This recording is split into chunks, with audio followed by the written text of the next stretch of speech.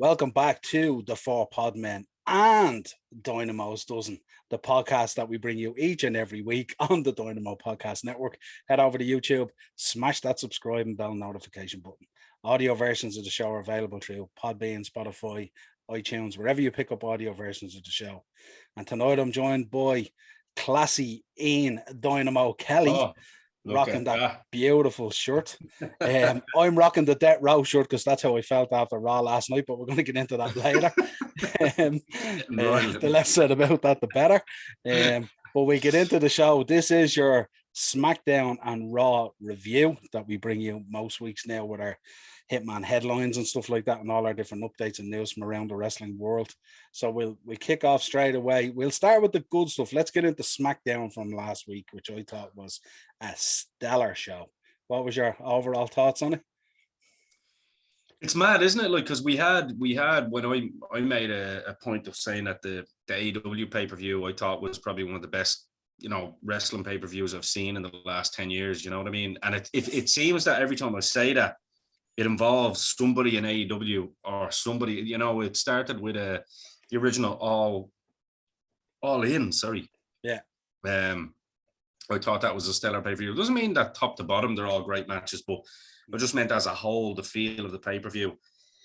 And in terms of being a pro wrestling product, I thought that was the best thing I've seen. And then SmackDown just upped their game, didn't they? I'm not saying it's a different type of show. It's not a pay-per-view, but they upped their game and it felt like the crowd were old school crowd again, starting to show it with Brock and, coming in. And I mean, I thought Brock, he looks fucking great. I mean, I know people are slagging his hair and all. I think he looks great. He's Brock Lesnar. I think you mentioned to me on a call that we had, there's stars and then there's superstars. And he has that aura of superstardom around him, much like Roman Reigns does. But I just thought the whole altercation with Brock and Heyman and all was just fantastic. Heyman, being the little bastard that he is, just going, my name is Bobby. He's such a turncoat. Just brilliant. Yeah. Brilliant. Heyman is just worth his weight in gold, really, isn't he? The stuff he just comes with. Sometimes you think when he does it, even he's doing it on the fly. Oh, I'd say he is. But it's just amazing. But I have to say, obviously, Madison Square Garden is obviously, it's the hub of professional wrestling in terms of fan base and in terms of that arena, the history in it and all. And that coupled with the video package that they put out for 9/11 as well. I don't know if anyone on the working or looking on the network or subscribers, if they've looked at that 9/11 documentary that they dropped the other day. Absolutely outstanding. When you hear Lillian talking about singing the national anthem and The Rock and Kurt Angle, saying that he main evented at it and all, and it was just unbelievable when you think what they had to go through to deliver a show and show the world that freedom really reigns and terrorism doesn't. It was absolutely brilliant. You spoke obviously about Paul Heyman. I mean, I thought that segment was absolutely brilliant. You know what I mean? He just gets better and better all the time. We get into this kind of first match. I think it was Big E, Rey Mysterio, Dominic Mysterio, King Nakamura, and Rick Boogs versus Apollo Crews, Otis, Dolph Ziggler, Robert Roode, and Sami Zayn with a bunch of other guys. This is their way of getting a bunch of people on a card, isn't it? Really. What was you thinking on this one? Did you? Yeah, it's like a lot of these shows. I mean, they're throwaway WWE shows, aren't they? They're the standard house show that you see every single week, and they're grand.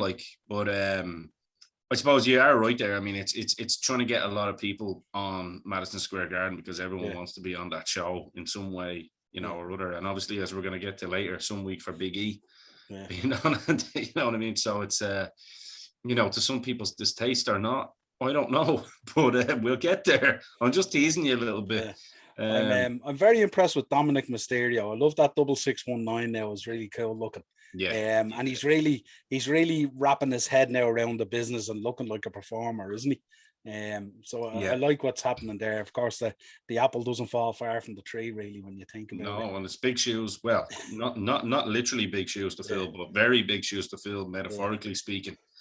And of course, Sami Zayn coming out with the Knicks jersey on him and then ripping in, and he brought your man out. What was his name? Trey Young, is it? Yeah. who left, I think, and he went to one of the other teams, and the crowd just went ballistic. Sami Zayn, he just has that touch, doesn't he? Like, it's just. Yeah, he's fantastic. It's one that you'd worry whether they're going to keep, isn't he? Because of his El Pal, more than likely shipping on, but that's probably a show for another day. Yeah, he's just, even his ring gear gets more ridiculous as the weeks go by. I seen him coming out in those bottoms, and I was thinking, the Anvil and Owen Hart. That's exactly what it's like. He's just short of having those polka dots, isn't he? Or the cross checkers. yeah, it was just crazy. But yeah, a decent match with some good stuff in it and stuff like that. And it was good to see them getting on the card. Some of the big moves and then the bumps to the floor were kind of cool and stuff like that, And then at the end, of course, we keep on getting this Money in the Bank cash in teas from Big E. So that was pretty cool as well. Let's move on. The contract signing, a girl that me and you both personally know. Becky came out versus Bianca Belair for this contract signing, which I thought was it was sort of brilliant, really, wasn't it? Because you think about how crazy Rollins has got in terms of the stuff that he wears now. Becky just knocked it out of the park with that red fur coat and those big shades. And she was absolutely brilliant as a heel, wasn't she? With her timing and the way she put everything across. That's her niche, you know what I mean? That's when she's best. Like, it's because like, even as the anti-hero, that's always when she's best. She is a female kind of stone cold type character, you know what I mean? But yeah, she's just money, like, and I tell you, Bianca Belair, there's no better dance partner to be trading blows with, both verbally and all these segments, for her growth and her development than Becky Lynch, you know what I mean? Yeah, but I thought it was brilliant when she sat down in the chair, and of course the crowd were perfect in timing her back to her in terms of the things she said and all. But when she sat down in the chair and crossed her legs and kind of turns her head to the side with the mic and goes, "But what if I don't sign it?" This kind of thing, and I just thought it was absolutely brilliant, But what if I don't sign it? And Bianca's kind of looking at her going, well, that was kind of out of fifth base or something like that. I wasn't expecting that, Yeah. And it was just what are you doing to me? Yeah, but it was really cool in the end. And then I thought when she signed it and when she threw it at Bianca as well, I thought Bianca reacted great and caught it, like, because I thought she was going to miss it, because she threw a full force at her, the actual contract book and stuff like that. But yeah, it was just a cool segment, like, and it really got the crowd up as well. They were on her back big time, like, and of course pushes Bianca as a babyface even more, which is pretty cool. Oh, big time. Let's get into the meat of the card. Edge versus Seth Rollins. Talking about two great storytellers working well together. Yeah, I mean, it was a big match, I suppose, that they put. I suppose it doesn't. The problem with WWE now, it doesn't mean nothing to me too much anymore when you see these, because these are pay-per-view matches, and we've had this discussion before that these really should be just on pay-per-views, and there shouldn't be much. Unfortunately we see these pay-per-view matches every week. But I understand on this occasion that it was the return to Madison Square Garden. They've kind of not been in MSG for a while, and a lot of people actually thought they'd kind of abandoned MSG because of the Barclays Center, isn't it?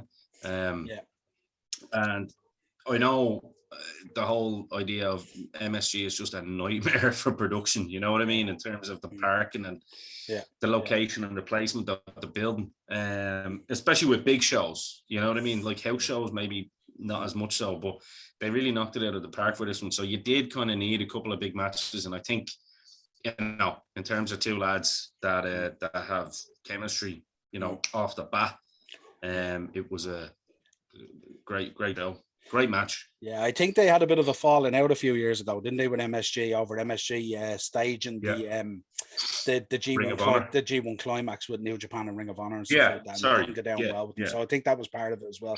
But yeah, the match itself, I mean, when he hit Edge with the two kicks and the way Edge was just crawling back up to take them and stuff like that, and then when he hit the curb stomp, it was unbelievable. Like, and like up to that, they were just hammering each other, absolutely laying it in there. You know what I mean?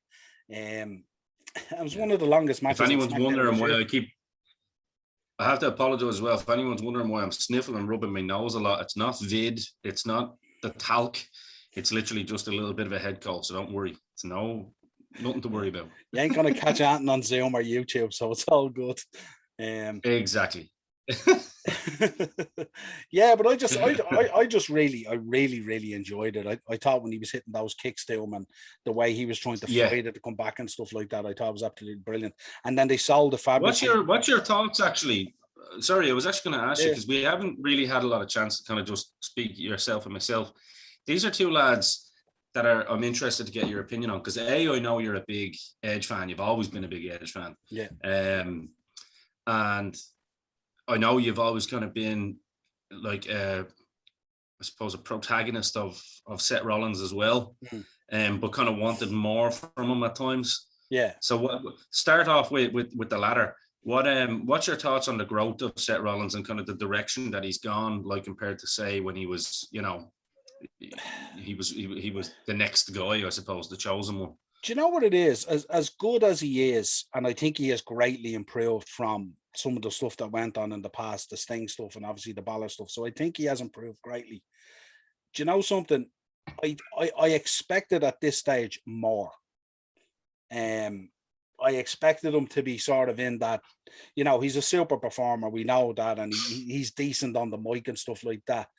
But even when he's in there with Edge, you can see the difference in the stardom in terms of, and I know Edge obviously has had more time in there and stuff like that. But you know the way you look at Edge and you go, that boy's a star. There's no doubt about it. He has it in all facets of it. He has it. You don't know what it is, but he has it. Yeah. I think Rollins, for his length of time in the business, I do think he's outstanding, but I think for that length of time, I think he could be a bit further on in terms of that huge star power. In terms of who he is, do you know what I mean? This kind of going around messing, like, you know, wearing this, like it's a complete 180 from what he was, because he was that kind of heavy metal guy, the wet hair down. Yeah. I kind of thought that character suits him because that's kind of who he is. Yeah. I feel the character that he's playing is that he's playing the character. You know, even the laughs that he does, they're very forced. Yeah. Whereas, you know, and I see some people do some kind of mean stuff with, oh, maybe one day he'll be as over as your girlfriend and all. I'm not really into that, to be fair. You know, as you said, Becky's a friend. But I like Seth, you know what I mean? And I think that's a bit mean because he is trying, and don't forget, he is going through that whole WWE system of like, what do you want from me? What do I need to come up with next? I think that if they had built on what he was fundamentally, you know, because he is that kind of big rocker looking fucker, mean looking with the hair down, great look, big boy as well, great Nick. I just feel like it's like you said, his in-ring performance, I don't have a problem with. That's always great. Yeah. It's just like, who is he? Like, it's kind of the cigar jackets on the way to the ring and that kind of thing. It's just kind of weird, and it's a bit sort of funky. I don't know what it is about it, but I think like the Diamond Dolls. I remember when DDP was just putting everything on that he could find the quirkiest shit, and then Eric Bischoff said, "Lose the gimmicks." You know what I mean? It's like as if he's still searching for that one sort of creative thing that's actually him and encompasses him closer to reality than contrived. And once he finds that one thing, then that's the thing he just has to stay with. He doesn't have to keep on reinventing himself. Stone Cold Steve Austin didn't reinvent himself. He was always the beer swilling, you know, finger flipping Stone Cold Steve Austin. And to this day, it works perfectly. You know, The Rock is still the same. He's still The Rock who talks about himself and the third character, and he just sticks with it. And that's the way he is. And it works great. He talks about a guy who he thinks is not actually him. You know what I mean? So and I think with Rollins, it's kind of the same thing. As you said, I think when he was doing that other character, it was closer to him. So it was more natural. Now this kind of dressed up, kind of contrived, kind of I'm aloof of everyone else kind of thing. I don't know whether it works for him or not. You know, I know it gets up people's backs, which is kind of a good thing. But well, no, that's not a bad thing. But I think I felt it was kind of like the Monday Night Messiah thing. I almost thought they were trying to make him into like a CM Punk type character when he had the whole. Remember, he had the guys when he were shaving their heads and all. What was that?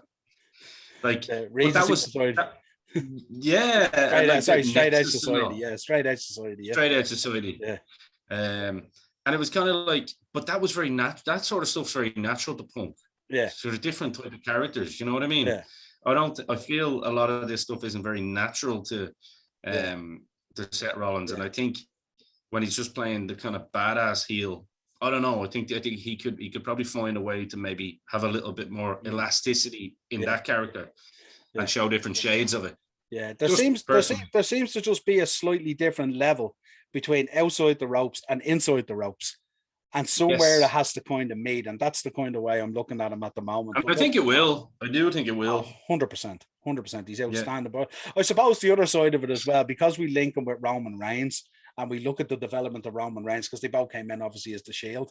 When we look at Roman Reigns and how he has developed into this fucking megastar, and then we look at Seth, who should be missed on Monday night, if you think about it, because Reigns has gone off to SmackDown. So you're looking at it and you're thinking, that should be your show.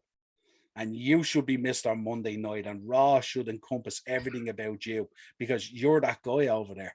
You know what I mean? And I think that's there's the fantasy. Well, there's the kind of I suppose backseat driver booker in me now, thinking, you know, that's something down the line that you'd like to see, where you saw a darker side of Rollins if he got into a feud with Reigns over that. That's something you could really push and make it personal and be like, you were the chosen one. You had everything written for you. Your path was set. I was given this. I was given that. You know what I mean? So there's plenty of options. Rollins could nearly be that. I mean, could he take on some sort of a druid character or something like that, where he could nearly be that sort of slide in for that replacement for the Undertaker fans, if you know what I mean? He could really. I still think it'd be another gimmick you're putting on him, though. Do you know what I mean? But it'd be darker and it'd be much closer. You know what I mean? You know, somewhere between a Taker and an Aleister Black. You know, that kind of thing. I think that would be perfect for him, because he's quite a dark character type of guy. Like, you know what I mean? Yeah. Interesting, though. Yeah. That's what we're taking. We'll get on to fantasy booking later when we talk about Raw. I had some absolute knock it out of the park moments last night in bed watching Raw. Let's get on then. The SmackDown Tag Team Championships, the Usos versus the Street Profits. This is how the show ends, eh? This is how a show should end. Yeah. This was absolutely brilliant. Obviously, the back and forward between the two of them, I have a lot of time for the Street Profits. I think they're brilliant. I like them. It's not a character that a lot of people might necessarily latch on, but in terms of two athletes and in terms of what they could do, absolutely brilliant, and meshes perfectly with the Usos. So really, really good match. But obviously, you know, they won by disqualification. It was kind of weird. Reigns comes in, he's choking your man out, basically. You know what I mean? And it's. I just want to say as well, I've thought for many a year, and you noticed that I think the Usos are the best tag team around. I think the FDR are definitely up there as well. It would have been really interesting to see a feud between them and WWE, and that we're not going to see that now. But I don't know. There's something about the Usos. There's just a camaraderie and a chemistry between those two that's very, very different. I think there's elements of old school in it, as you know, but there's lots of new skill. They've got what do the cool kids say these days? They've got like a swagger about them, don't they? Yeah, they've brought along this attitude, you know what I mean, and it fits in perfectly with the head of the table and the tribal chief and all that as well. Yeah, but it's great. Do you know what it is about them? They've got such pedigree running through their veins as well. You know, the DNA that runs through those boys is solid when it comes to wrestling, in terms of new and old school. Couldn't not be good at it. Like, can you imagine the disappointment if the Usos went into wrestling and they were a failure? Good Lord, you'd be looking at it going, this is the blueprint for wrestlers. You know what I mean? So, their heads would be chopped at the head of the table, legit. You know? So then we move in after the decision. We move in. Reigns pulls the promo. Once I'm finished with Balor, Brock, you'll get what you got. So the next thing then, you know, I presume, I don't know, I presume it's setting up for Reigns versus Lesnar, a crown jewel, would you think? Oh yeah, I would imagine. But then, of course, I mean, if SmackDown couldn't get any better than what we just got, the lights go down, MSG goes pitch dark, and the next thing, the red starts coming through, the red lightning and the red lights and the smoke, which only means one thing: the Demon is back, and what a paint job. Oh my And God. would you dare say, I'm going to throw my neck on the line and say I think it's the best Demon entrance that I've seen. Yeah, The fact that the head was coming out of the smoke, and then it was worked to perfection. And as you say, the paint job was, and the fact that he came down the ramp slightly, and you didn't see Aunt Noni, the headdress with the braids. You didn't even see the face at that stage, even. You know what I mean? It was very Celtic for us Irish. It was very Celtic with the dreads, and then the fact that he's got the bigger beard now as well. It just looks. And then he just pops the head up. And then he crawls a little bit more, and then of course he comes up and does the thing with the lights. Oh, it's spooky as fuck. Like, it's really. I'm going to go out on a limb and say this could be the replacement of the Undertaker character. This is something very modern and very new that kids have loved, and adults for the last 6 or 7 years. I showed, albeit we're a bit biased in Bray. I wasn't Bray over the weekend, so people that are showing Bray were going, yeah, well, obviously, but people that wouldn't even watch wrestling, you know what I mean, family members and all, were going, holy shit, that's cool. Like, that's really cool. You know what I mean?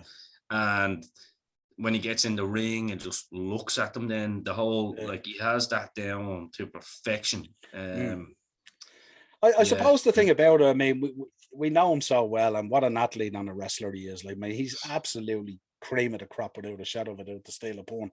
He's the best in the world, legit. But when you see him as the Demon, it legitimizes him insofar as you could look at that Demon and think, yeah, he could beat Roman Reigns, and he could definitely beat Brock Lesnar. Whereas I think if he comes out as Finn Balor in the jacket, I don't know whether you're thinking he can beat Roman Reigns or he can beat Brock Lesnar. Well, I think it's because the company booked him in that way that you don't think that. You know what I mean? Like, if that was the case, you would have thought back in the day that, you know, there's no way Shawn Michaels would beat Vader, or there's no way Shawn Michaels or Bret Hart would beat The Undertaker. Do you know what I mean? But this is the point I'm making. There isn't a size difference between Balor and, say, Roman Reigns that there was between either Bret and Shawn versus The Undertaker or Sid. But the difference is they were booked into strong performers and characters that you didn't doubt it for a second if it happened. And this is why nobody believes that the leather jacket Balor can't do that. And this is, unfortunately, is the modern booking style that you don't really put enough. I don't know. You don't put enough oomph on these kind of guys like Balor and like Seth Rollins that we were mentioning. But yeah, 100% I agree with you. Like. The Demon, like you would fancy the Demon against the Undertaker in his prime, wouldn't you? Because it's that type of character. What a WrestleMania main event that would have been. But I was thinking as well, and I wanted to mention to you, when he came into the ring and he's standing there face to face with Reigns, there wasn't a huge difference size-wise. No. I don't know whether you picked up on that. I was looking at it and I was going. I always look for that. And I wasn't sure whether the trick was being pulled off because there was still a bit of smoke in the ring. So I wasn't too sure, but I was looking at it and he stood there and it was like. But look, you see it even when he doesn't have the body paint on, when they're standing side by side. I mean, it was about 3 or 4 inches in the height. Yeah, there's a bit of width difference, but it's not a lad wrestling a baby. Like, do you know what I mean? As I said, it's not what we'd call unbelievable. No, it's less. Do you know what? We keep saying Bret was actually quite a big guy, and even he looked small against Diesel. But like Shawn Michaels was even smaller, and he went in, and it was believable that he would kick Sid's ass, or Vader's ass. Or so again, it's all how you're booked. But yeah, you're 100% right. It's not a huge difference. It's it's not Big Show standing beside Balor. Like, then you're kind of going, all right. But now this is where I respect your prediction, because you got your CM Punk prediction correct, so I have to respect it. Don't put bets on it. You're picking Balor to take the belt, aren't you? Yes, I am, and I think the reason I'm doing it and the reason I'm right is that book it, lads. Go to the bookies and follow my advice here. You won't be disappointed. And no, I don't have inside knowledge. I'm just telling you what I think. Make some money. I think the way I'm seeing it is that the Reigns and Lesnar feud does not need a title. It has a it has a Paul Heyman, and this is where I think there could be three different scenarios here. I'll throw the cuckoo one out at the end, but I do think that Lesnar could cost Reigns the title against Balor. That means that you're keeping both lads strong. Reigns looks strong because he hasn't lost it legit. He's lost it because fucking he's been screwed. Balor wins and he gets the belt that he never lost, and people are happy regardless. I think the other way it could happen is it could backfire. Something could happen with the Usos or whatever. It could be any possibilities there. Yeah. We really could get, because Heyman tends to be scared of the demon when he's around as well. Heyman imagine something absolutely out of left field where Heyman fucking sided with the demon. Do you know what I mean? Just something mad. Now I know that is my cuckoo. That's my cuckoo one. But I definitely see Balor winning via some sort of help. I just don't think it's going to be as straightforward as a clean victory for Roman, because what have you achieved then with bringing the demon back and having such a huge end to SmackDown? They don't put that money into that for nothing. Yeah, I'm trying to figure out where it goes in terms of I get your idea there, but then I'm trying to figure out if we go down with Roman and Brock, then who does Balor feud with? And that's where I'm trying to figure out. And then I suppose maybe we're sleeping a little bit on John Cena. He still has to come back into this picture at some stage. What did I say to you? Yeah. I said it to you, yeah, didn't I? I mean, the way I see it is Balor could feud with anyone in the meantime. It gets him over as a legitimate champion for a while. Do you know what I mean? And the whole thing is that, Roman is putting a pin on it. I suppose this is the problem when you have like all main event level characters here now, because I mean, look, he could easily is Edge near the end of his feud with Seth? I don't know. I tell you what I was thinking out loud, and I'm like off the wall when it comes to this booking, but we have a draft coming up. Yeah. And I was thinking, if our friend is going to get the belt back to close the circle, wouldn't it be amazing if he was drafted to Raw or Rollins was drafted to SmackDown, and it's him and Rollins go at it, and we get a decent program that maybe runs all the way and culminates at Mania, and we get a real proper long sort of run where we can buy into it, you know what I mean? And it's back and forth and stuff like that. That was my thinking. Now I don't know how out there that is, but in terms of a draft, it's not out there. It actually makes a lot of sense, especially with you could have Balor as the as the baby face in that one there, and obviously the kids are going to lap it up. But if you put him in that main event level with the belt, I mean, that merch is just going to go. Pew, pew, pew. I don't know how interested WWE are in their merch these days, with Mr. Khan talking about he's only a phone call away from an offer. But either way, look, they've got something up their sleeve. Like I say, I don't see how a clean victory for Rollins does the demon any favors. What is the point in that? I mean, if you can tell me that, then I may as well tell you that Balor may as well take his chips and go over to AEW. Do you know what I mean? Yeah. I suppose kind of like a back and forth, really, and the fact that it was those two at the top of their game when it all kind of fell apart. And then they both got injured, you know what I mean? So I suppose if we're talking about closing the loophole with the belt going back to him, it's only fitting that loophole gets closed insofar as that's where it all began, and that's where you go back if you like, Yeah. I just think it'd be kind of cool. So I was thinking of kind of that out a little bit loud. It's not overly far-fetched, but the fact that we have a draft coming up, they're going to shake things up, obviously, because I like the idea of Edge and Balor, and don't forget, Edge has said numerous times that he wants to work a program with him. So I mean, Edge isn't a million miles away from being involved in a title picture, or at least feuding. So I mean, imagine having Balor get a bit of a run over the build up to Mania and defending the belt for a certain amount of time against guys like Seth or guys like Edge. It really would legitimize that character. Yeah, absolutely. If that's the direction they want to go, but we all know that's the direction they should go. So Yeah, that's basically it then for SmackDown, unless you have anything to add. No. All I'm just going to add is Balor for. I'm going to be off following. I'll be watching it live. I'll be there. So if I get it wrong and you do bet, well, that's not my fucking fault. I'm telling you to do it because I want you to get excited about it. Yeah, just don't put a lot of money on it. Yeah. As always, we get really excited about this side of the wrestling equation that we follow, and then we kind of get dropped on our arse then on Monday night, where it sort of reverts back to kind of more of the same, but not at that level of SmackDown, which is kind of a bit disappointing in terms of Raw being the flagship show. It's the show, or supposed to be the show. Probably hasn't been for a good few years now. It was NXT, and then now they're dismantling that to kind of make Raw the show again, maybe. But let's get into Raw. Raw kicks off. Obviously, all the guys are out in the ring. MVP, Lashley, Riddle, Orton, all out there, all wanting to have a pop off each other.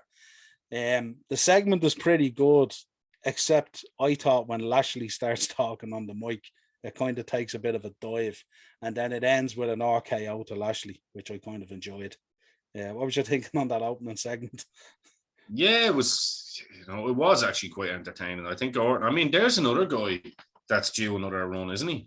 I mean, Vince could really, get rid of Flair's record very quickly if you wanted with Orton. It'd be a lot quicker as well than giving it back to Reigns every other week. I think, and I think he is due something, isn't he? But I think there is going to be that, there will be that turn coming on Riddle at some point. I'll be so disappointed. He's doing such a great job with Riddle, isn't he? Like, I'm really, for such a sort of a hokey sort of character all along with the scooter and all this kind of stuff. Like, he's doing some great stuff, and we'll mention it later in the match, like that moment where MVP takes an RKO and he's flat out on his back, and Riddle just lies down beside him and just starts laughing and getting excited about the RKO. That was it.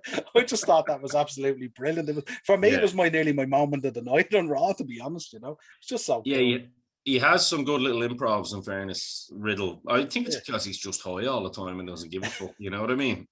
I think he's probably just so excited that he's paired up with Randy Orton, who he probably was a massive fan of for about 10, 12 years growing up at wrestling. And now he's tagging with this guy, seeing him doing some stellar work. And every moment he gets to kind of shine and do something kind of hokey to Orton's sublime work.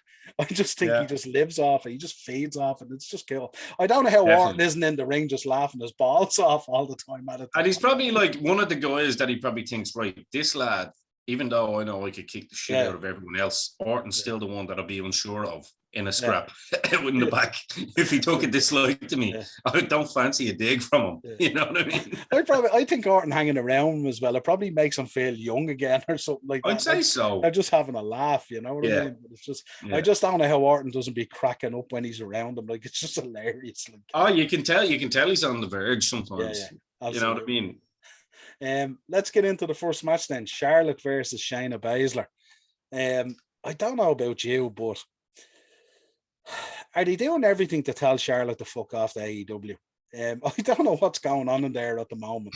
That whole Shayna or do they know she is, and they're just...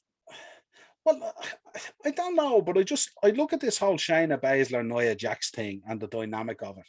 And if you take the match last night, okay, if you go back and look at last week, actually, there was interference by Shayna, cost Nia the match, and you get what you get. This week, you get interference by Nia, slight interference, costing Shayna the match, who gets pinned from the big boot. And I'm thinking, okay, these two are going to go at it now, and they're going to break up. And we've been dying for that breakup to happen for God knows how long at this stage. And the next thing, after the two of them doing what they did in the match, they both just disappear like they were never there. And I'm thinking, we're left hanging again. Are these going to go backstage again and be buddies again? Is everything going to be ironed out? Or can we just break them up and let's do what we want to do with Shayna, and let's do what we want to do with Nia Jax? And I'm just thinking, it's just so kind of weird. And then I don't know how you feel about the Alexa Bliss stuff, because I'm looking at the Alexa Bliss stuff at the moment, and where she's really, really good when they throw stuff at her. She has that dynamic to kind of make things slightly work. But I think since the exit of Bray Wyatt, she's kind of been out there in isolation, trying to figure out what this whole thing is. But she's probably just known that it's probably going to get a fucking pin on it any day now. Do you know what I mean? And probably be told to go home for a month and reinvent herself. I don't know. It's one of those things again that there's too many cooks in the kitchen, isn't it? In the story writing, in the backstage. I was also confused about the match, because the match was announced as a championship contenders match. I don't know if you picked up on that. But it basically became a non-title match, basically. So, like, if Shayna won, did she get the title? If she won, would she be getting a future title shot? It was kind of very confusing as to what the match actually meant. Not a lot. Like, if it's a championship contenders match, then you're a contender. It's a championship match. So it was confusing to me right from the start. Which is unfortunate, really, because, like, I'm very big on Charlotte. She's absolute sublime, and I'm very big on Shayna Baszler as well. I think she's outstanding. Me too. And look, Nia Jax does what she does, and we just park it there. You know what I mean? It is what it is, and I'm just being. I'm not going to say I'm negative about the girl. At the end of the day, she tries. I just think she's very, very unfortunate. But look, she needs to be running with it too. Do you know what I mean? Like, I can see her work there in terms of being a different kind of size. You know what I mean? I'm not trying to be negative about her, but a different look to the rest of the women. So I do see her worth. And I think sometimes they probably play on the fact that she's had a few little mishaps or whatever, and she probably uses it to her advantage. So all power to her, but I just don't see what, you know. I just thought, after having such a great SmackDown in MSG, I thought the opening segment was kind of decent, and then you move into this match and it's just, you know what I mean? It just flatlined, really, I thought. We'll move on, though. Drew McIntyre and the Viking Raiders versus Jinder Mahal, Veer, and Shanky. I suppose the only thing we can say about this is thank God the match was so short. What do you make of Drew McIntyre? I mean, this is a guy who had an unbelievable year, albeit without fans, which is so unfortunate for him, and I feel for the guy. But what do you make of him now, and where he is and how he's being positioned and this whole thing? I can't challenge Bobby Lashley. And what did you think of it? I don't know. With Drew, and look, again, someone that we've had, I know I've had a good relationship with him back in the past and stuff. So it was great to see him there. Great to see him have a career there. And, it was all, I was very, very happy for him that he had his moment and all that. But I don't know. Is there something? I mean, there's nothing missing from the look. There's nothing missing from his in-ring. I think his promos are good. Like, I don't know what it is that they see in him that has kind of made them go, right, you've had your time now, it's time to go. Like, is it just that they're too full of talent? I mean, I'm going to be honest with you. I mean, I'm going to have him over Lashley or Big E any day of the week, twice on Sunday, if you want my honest opinion. A Big E, in fairness, I see his work there, especially with MVP, but I'm still not 100% sold on I said Big E, sorry, on Lashley. I'm still not 100% sold on Lashley.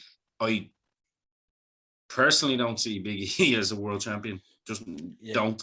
Not with the whole New Day kind of crux, I think it's a hokey gimmick, and it serves its purpose. I do believe that. But I don't think that gimmick necessarily. Like, when you look at what was going on in SmackDown, and you look at the three players involved now in the title picture over there, in the Demon, Reigns and fucking Brock, and then you look at Bobby Lashley. Okay, he looks like a badass. He is a badass, and he's got his mouthpiece beside him, which is great.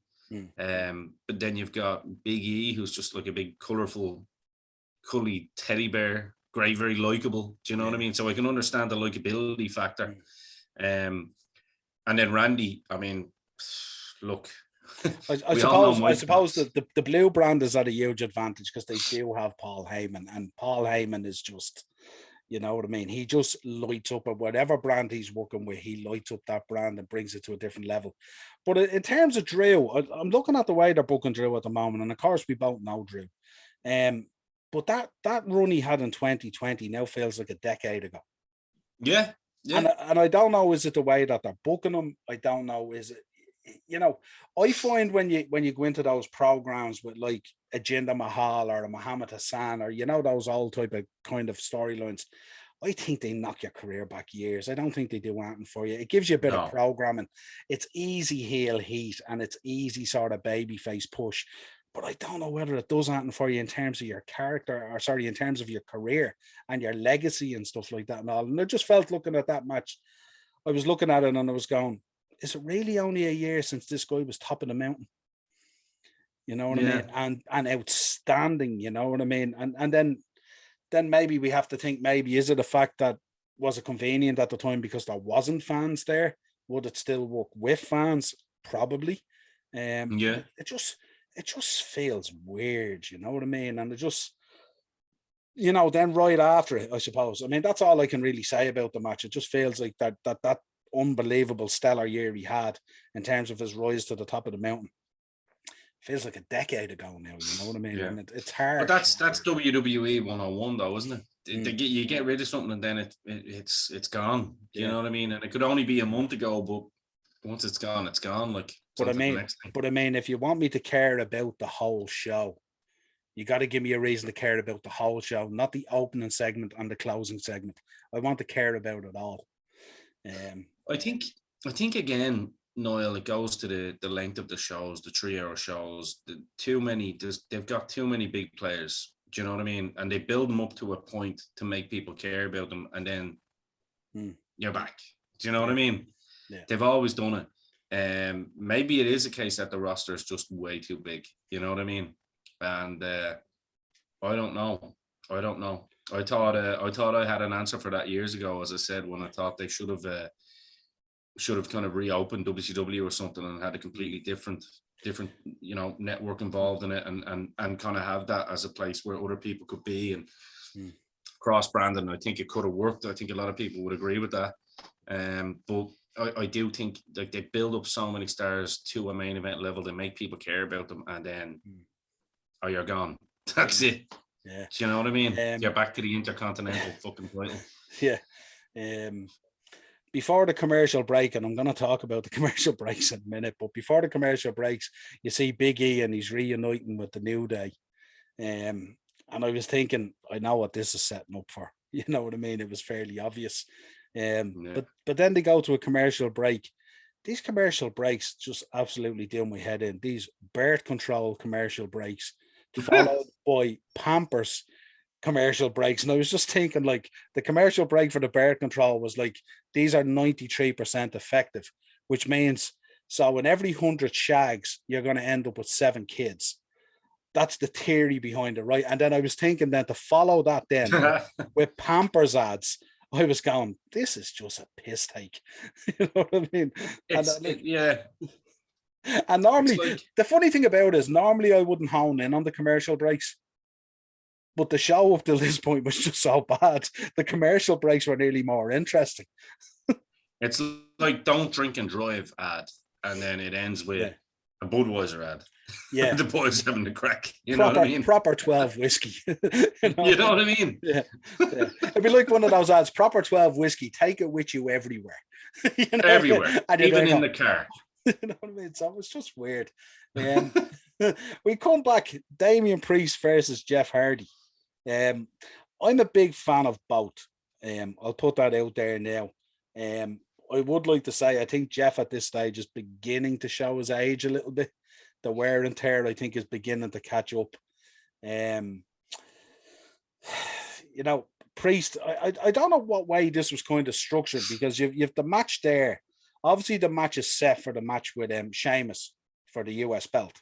And I was thinking, here's your champion going out against Jeff Hardy, and he just takes a beating off Jeff Hardy and kicks out of several pinfalls. And I was thinking, are you trying what are you trying to portray to me here in the build up to the US title match? Because Sheamus will just kill this guy. And I was thinking, this kind of didn't make any sense to me at all.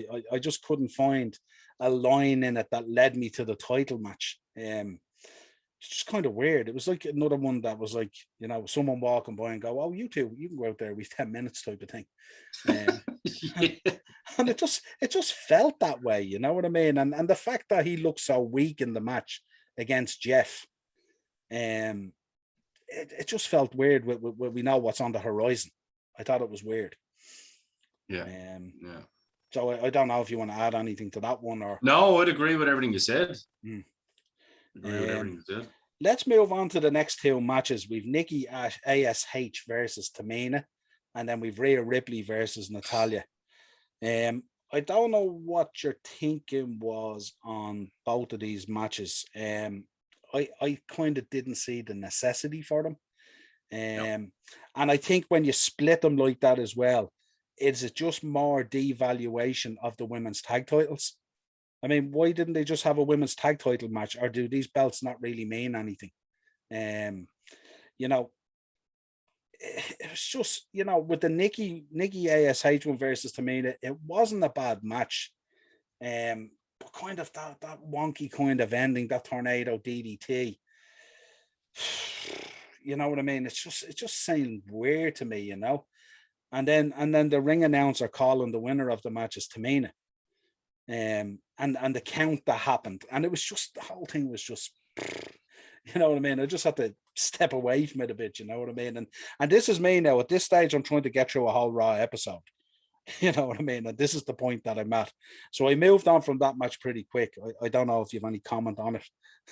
None. Okay. Then we get into Rhea Ripley versus Natalya, which on the face of it, to me, seems like a stellar wrestling match. Of course. But again, I was kind of, I don't know, you know, winning the match with an inverted, you know, elevating clover leaf. And, you know, I looked at the three women's matches. One was a big boot, one was a clover leaf, and one was a tornado DDT. And I was going like, I couldn't make head nor tail of it, really, you know. What are we doing here? Like, yeah.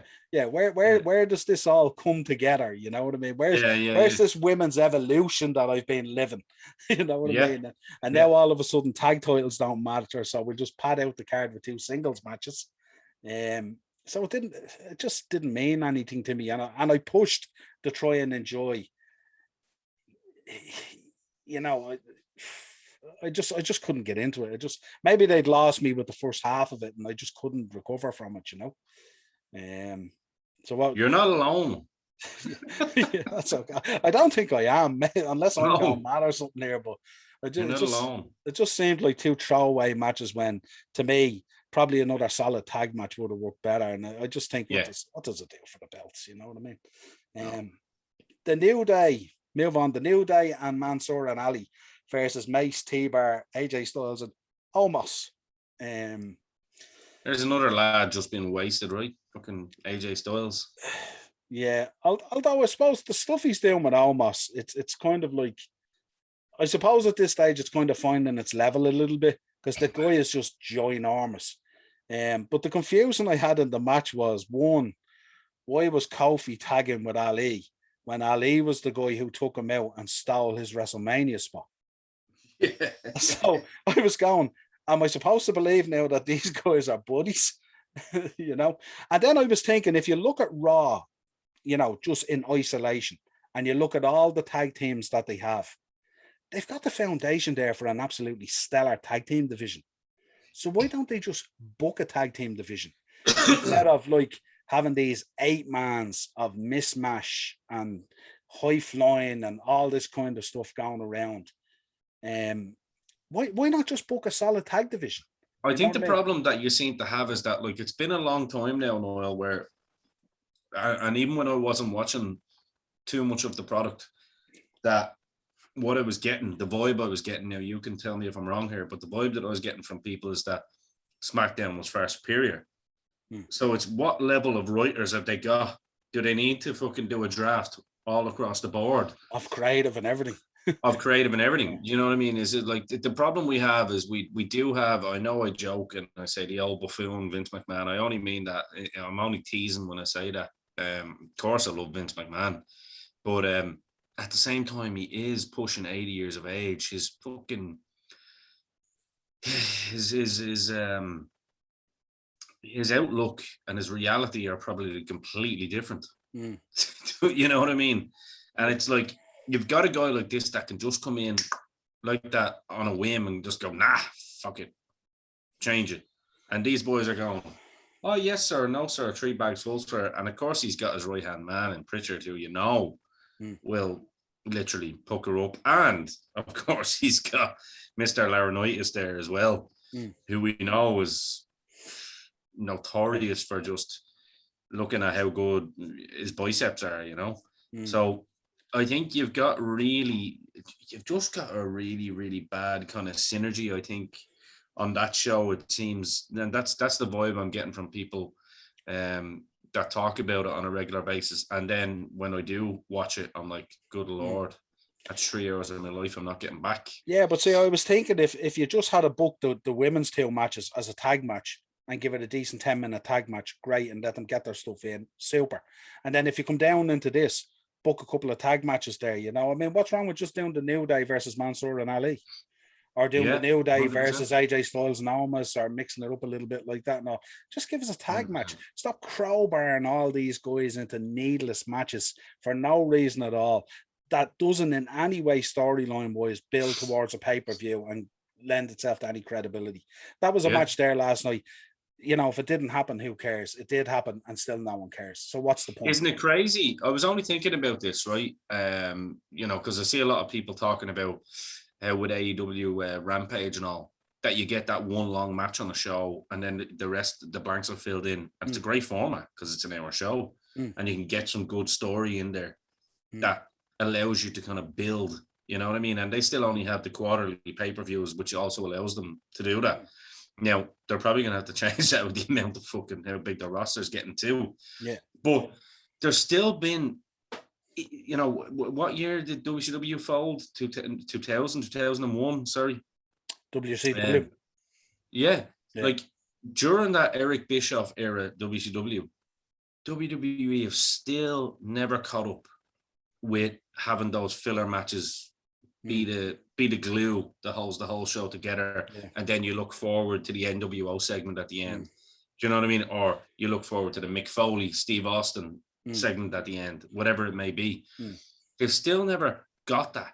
Like, there's plenty of lads out there that you can fill 10 minutes with, whether it's NXT lads that are coming up and just have really exciting matches and still keep us emotionally invested. Exactly, because that's how I learned about guys like I speak for both of us here. That's how I learned about guys like Eddie Guerrero and Chris Jericho and fucking Benoit and all these, because they were just fighting random lads like Jerry Flynn, like I said before, big hairy fucking chest Jerry Flynn with a mullet.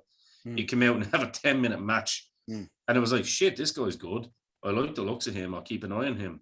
You know what I mean? And I know when you're younger as well, you kind of have a bit more time in your hands because real world hasn't set in yet. So you do have more time to write down in your little copy what wrestlers you like and whatnot. But it's the same with the kids nowadays. Like, it's like that they have to fucking get the people that we all know constantly on the show. Show us something different. You know what I mean? Pick your stars that are. I think, to be honest with you, I think the idea of WWE kind of not going out and looking for indie stars anymore, the way that they were doing, does make a lot of sense, because you have too much. You do have too much, and you don't even have enough for what you've already got. It's nearly as if they alternated it, isn't it? It's as if this week on Raw you give us the New Day versus Mansoor and Ali or whatever it is, and next week you give us AJ Styles, but we don't need the New Day. And then the following week, you give us the New Day again. So you build up that want for it again.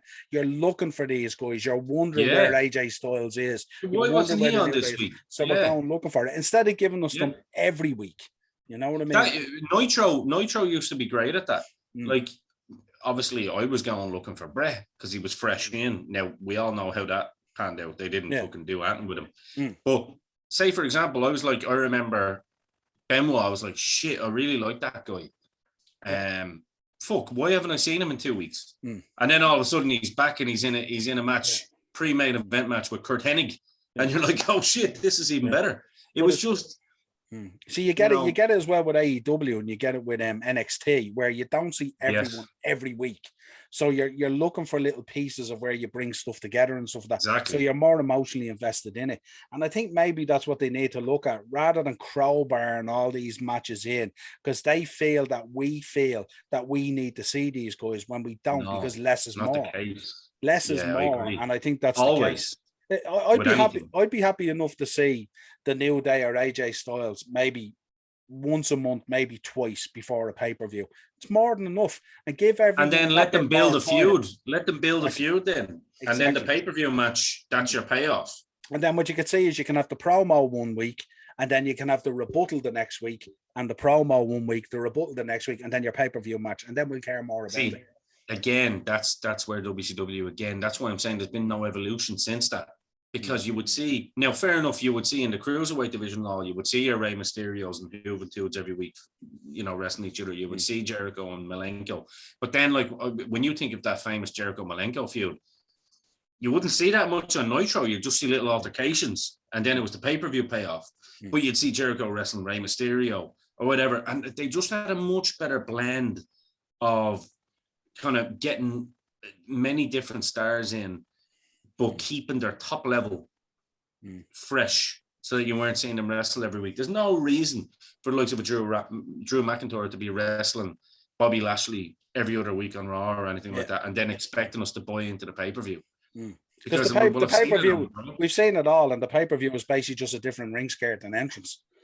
Exactly. Yeah, exactly. Yeah, with a big, with a better promotion behind it and a better build-up. But like, it's the same thing we've seen. So I think that's where WWE went wrong over the years, and have been doing that for a long time. We didn't see Austin wrestle every week. We didn't see, we didn't even when we saw Bret and Michaels wrestle every week, they were wrestling lads like fucking Hakushi or something. I grew up watching Hogan and Macho Man once a month. Exactly. and but wasn't it better? That's the same with me. Like, do you know what I mean? It was, wasn't it better? Yeah. You know what I mean? So yeah, I agree. Anyway, let's get to the main event. Well, we're not quite there yet, because up and coming is the fourth women's match of the night. That's why I wanted to go straight to the main event. I feel obliged just to mention it, and that's as far as I'll go. We should. Dewdrop versus Eva Marie. Eva Marie just took the beating and the L, and that was really it. And there's no more really to say about it. As Stone Cold Steve Austin would say, that's all I got to say about that. Somewhere along the line in the last year or so, this women's evolution has kind of slightly lost its way. That's all I'm gonna say on it. Yeah, Vince got control of it again. Randy Orton versus Bobby Lashley. This is one I thought they've done a great job of building up. I mean, Orton couldn't be hitting any more RKOs at this stage. No. He has it down as a fine art. As I said to you earlier in the show, I loved this match just for Riddle flat on his back, slagging MVP at taking that RKO. I just thought that was absolutely hilarious. It was genius. Genius. But I suppose we'll get straight. Look, the match was decent. Some good stuff in it, but it all comes down to the cash in. Just get your thoughts on the cash in. Why do it on a Raw? Because of what because even though there's no competition anywhere else from the pissant company, that's where. But I just thought they thought, in my opinion, they thought they'd do it 2 weeks in a row. They thought they'd do it, all in one. Have it happen, on Raw to keep momentum, whatever, the momentum that they had from SmackDown didn't necessarily mean that everything that AEW had done the previous weeks was gone away. Yeah. And I feel that that's what the writers are saying in their head backstage. Yeah. And what Vince is thinking. You know what I mean? They're being trying to convince themselves that this other parallel universe over here doesn't exist, where there's a pro wrestling show. Yeah. What do you mean? Daniel Bryan? And guys, you don't need to write like that, because that's actually not what the people want, when actually it is what the people want. Yeah. But what was your thoughts on Big E cashing in? My initial thoughts were, okay, he's coming down and he's cashing in. That kind of took an age. Didn't quite get the reaction I thought it would get. I'm a big fan of Big E, I have to say. And absolutely delighted that he's champion. But the first thing I thought when he was cashing in, the way the match evolved, the cash-in match, I actually thought at one stage he was going to lose and that Lashley was still going to beat him. And I was going, you're not seriously going to do this to him, are you? Seriously? Like, and then the other thing that I sort of noted was he won the belt, and that was brilliant, the celebration. And then the two boys come down to the ring, and I was thinking, they're trying to spend a bit of time legitimizing this guy as a world champion. And we're trying to kind of get him away from the unicorns and the pancakes and the hip shuffles and all this kind of cool stuff that he did when he was in the New Day and when it was called for. But now this guy is supposed to become an absolute machine and a world champion. And I just didn't think it needed to get that connection there again. I don't know whether it was more for the live crowd or what it was.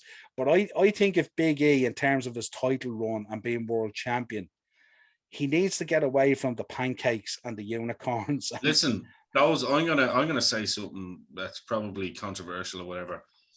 Those two lads, for me, are no different than the Hardy Bucks over on the other side. Do you know what I mean? Yeah. I have no time for either of them. I have no time for the New Day. It's not my thing. Why would it be? Would you expect it to be my thing? You know what I mean? And that's just me personally. Yeah. I'm not saying it doesn't have its place, because it does. They sell a shitload of merch. But like when you see these two lads coming out like on a pay-per-view and with a fucking super soaker and all, like your man Xavier Woods, something about him that I suppose it was that whole Page thing. Like he got away scot-free without even being mentioned in the whole thing, and he has that little creepy head or something. I don't know what it is, but it's just something about him I can't take to. Kofi, I kind of a little bit more respect for, do you know what I mean? But again, it's like they have to be involved in everything. Do you know what I mean? It's like, give your man his moment. You know what I mean? Give your boys, and I understand coming out and congratulating, but I think you're also right. I think there needs to be a separation now between, if they really want to make him, you know, the man or one of the men. Yeah, he needs to separate from those two boys, definitely. And like I say, for anyone fucking shoots me down, or if you want to shoot us down in the comments, please do. Absolutely. But yeah, I think the New Day thing, it's mid-card level shit. It's for the kids. It's hokey. Let them sell, you know, whatever they want to sell. Let them come out and do parodies of the NWO, whatever the hell they want to do. That's grand. But it's not in the main event kind of thing, you know what I mean? I was talking to a couple of fans about it today, and they kind of said to me, well, maybe the two boys coming out maybe that was the message that they were sending, that this was the finale and he was going to push on now and be world champion, and these guys are going to go back doing their tag team stuff that they do. And I thought, hopefully, that probably is a reasonable thing to say about it. But I just think if he wants to hang on to that belt and he wants a legitimate run and he wants to create that kind of legacy, that world of unicorns and pancakes and all that kind of stuff that they do, those bootios, all that can't be around the world title, because if it is, he's dropping that belt within a month. Absolutely. And I think that would be a shame as well, because this is a guy who has absolutely worked his ass off in the company and has ran with everything that was thrown at him. You know, went down the road of the IC title, dropped the IC title to Apollo Crews, went on, got the Money in the Bank, has been hovering around it and stuff like that. But I don't want this to be one of those transitional things. I want his title run to be kind of meaningful, because I think there's a certain dynamic to Big E, and I think there's a lot of really good stuff that could be done with him, and I think it could work out really well. But if he surrounds himself with that bam, bam, bam, I think we're going to have a problem. I mean, he has a bit of Farouk in him for me. Do you know what I mean? He's a bit of Ron Simmons in him. That, like, I think you could really make him legit. And I'm talking about, you know, the Ron Simmons I'm talking about. And you'd probably agree with me there, actually, when you think about it, isn't he? He's got a modern kind of certain look about him. You know, he's just a naturally big motherfucker. He's like, he's one of the best guys swinging off the ropes I've seen. He comes with such velocity and momentum. His athleticism is fantastic. I think his in-ring work is fantastic. I think he's a far better worker than Bobby Lashley, in my personal opinion. I think he's got more. I know they're different types of. To be fair, I know they're different types of wrestlers. Lashley's more your actual wrestler, just tough guy, fucking smash your head in. I get that, but my personal preference would be Big E. Like I like him a lot. So, look, they done it on Raw. Let's hope that they have a plan for him, and it's not just. Let's hope reactionary fucking. Let's hope they don't undo it at the next pay-per-view. You know what I mean? Like, I was looking at it today and I was thinking, where could we go with him now? And I was thinking, maybe if you put on a pair of trunks and grew out a little bit of chest hair, we might get that kind of, maybe that old school Don Morocco or something like that. And because he's a big guy and he's a beast and he should be going out. And I was thinking last night, you know what I'm like when it comes to booking. Shout out to Finley Martin, but when it comes to my booking, it's crazy. I was thinking last night, can you imagine if the two boys came down to celebrate, right? And he laid the two boys out, and the next thing MVP crawls into the ring and raises his arm. I was thinking that would be awesome. I would be all over that.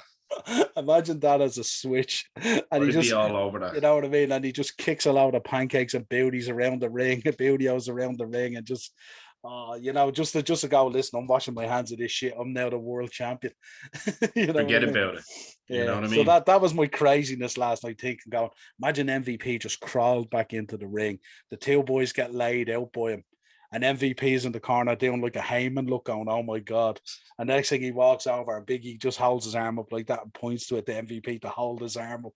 I thought that'd be classic. You're always looking for the swerve, aren't you? I love it. Just because we don't get them anymore. It's a killer. Yeah. We're talking about if you wanted to just jet set out there with the belt and head off into the sunset. That's the way to do it. Yeah, absolutely. But that was my overall thoughts on Raw, as crazy and as mad as I am. Of course, let us know in the comments. We are crazy, and that's why we do it, and that's why we love wrestling. Any final thoughts on it? No, again, like I think across the bat, I'm interested in one side, less interested in the other. But at the same time, I'll be watching. Yeah, I think when I spoke to you today about it, the impression I got was roll on Dynamite on Wednesday night. Yeah, pretty much. Oh God, it's kind of like I'm liking what's going on in SmackDown. I'm looking forward to Extreme Rules. Interested to see what they do. Mainly from a personal perspective, that I hope I'm right about one thing. And that's obviously my fellow Brayman winning that belt again. And seeing what they do with Big E now. Like, I mean, obviously there's going to be a reaction to that, and obviously it's going to be a rematch, I'm sure, for Lashley. So let's see. Yeah. Oh yeah, absolutely. Well, as always, look, a pleasure reviewing these shows, especially the blue half this week was much nicer to review than the red brand. Until next time, Dynamo Podcast Network for the videos, Spotify, Podbean, iTunes for the audio versions of the show. You can hit us up on Twitter at @TPodmen. You can check out the 4 Podmen on Facebook. Check us out on TikTok. We're everywhere. Wherever you want to see us, let us know your comments on the video. As always, share, drop a like, and subscribe always when you're checking out the content. And we will no doubt be back again next week with more wrestling reviews. Till next time, my friend. Thank you, my brother.